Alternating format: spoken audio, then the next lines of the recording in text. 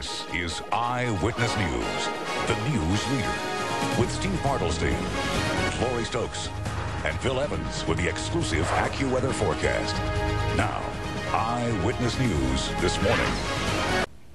Well, it's a way to get experience for your future career in an environment that teaches you all you need to know if you're willing to learn. Now, internships can prove to be a valuable source for people in college or anyone looking for a career change. So joining us this morning is Dwayne Ashley, author of Dream Internships and the president and CEO of the Thurgood Marshall College Fund. Good morning, Dwayne. Thanks for joining us. Good morning. What inspired you to write this book? Well, thousands of students contact us all the time about job tips, and we get a lot of employers telling us about, kids who are coming into the workforce these days, and just some of the things that they need to know more about. And so we decided that we needed to publish a book to kind of give them those tips that they needed to onboard into that job or internship. Right, and I read some of those tips. They're very good information for people, so we want to get right to them.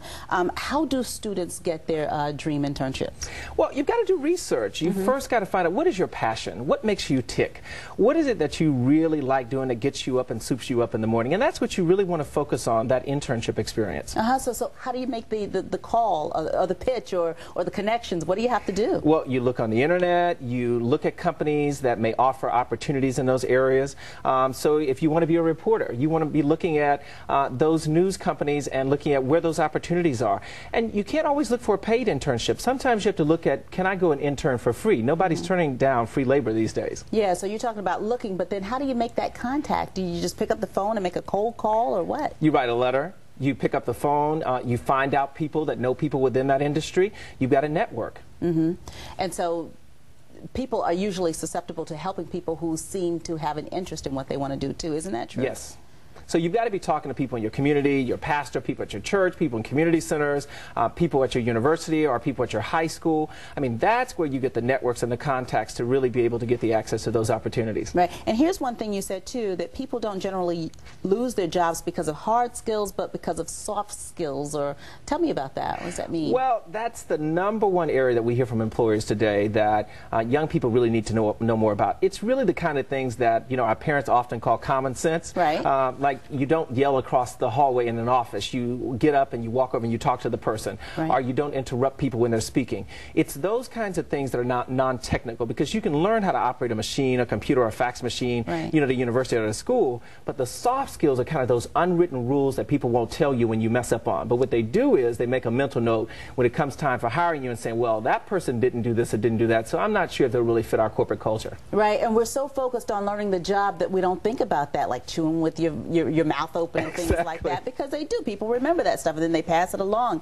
And another thing that interns need to be concerned about too is how you dress on the job. How do you dress appropriately? What do they need to do? Very important. I mean, really understanding what business casual means versus being really casual. I tell students, they stay away from flip-flops.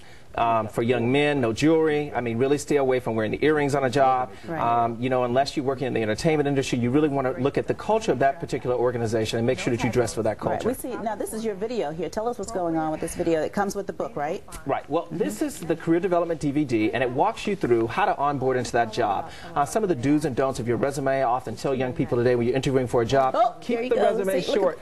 Look at the mouth. Okay, keep the resume short. Keep it short, 1 page. If you're right out of high school or college, no one wants a 2-page resume. You haven't had that much work experience.